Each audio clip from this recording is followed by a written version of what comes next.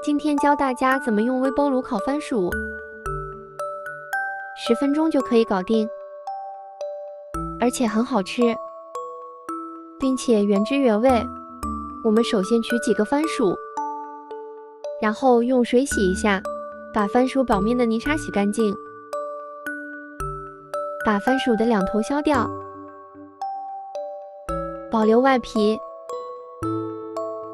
这样烤出来可以锁住番薯的那个水分，这样烤出来的番薯特别的香。洗番薯的时候检查一下有没有坏的。把洗干净的番薯放入微波炉，每一面烤5分钟，然后翻一面再烤5分钟。现在我们可以透过玻璃看到转盘在运转。每一次烤番薯，我们家豆豆就会跑过来等吃。Later， 5分钟时间到，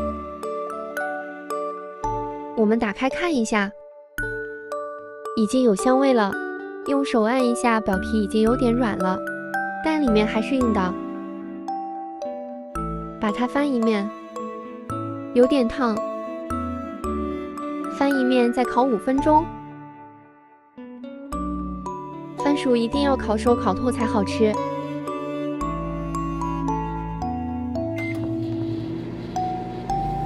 Later， 烤好了，我们打开看一下。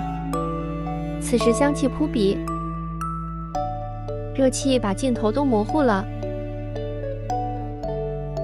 盘子很烫，一定要拿布包着拿出来。妈呀，这个东西看起来太香了啊，口水都流了。太香了，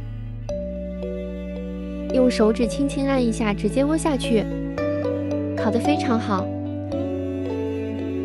手感到壳和肉已经分离。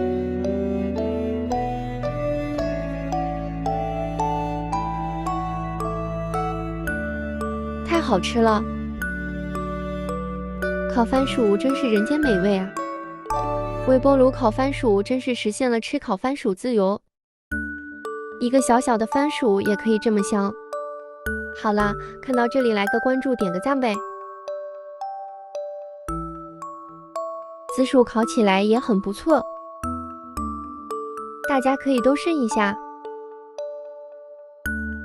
这期视频就到这里，谢谢观看，下期再见。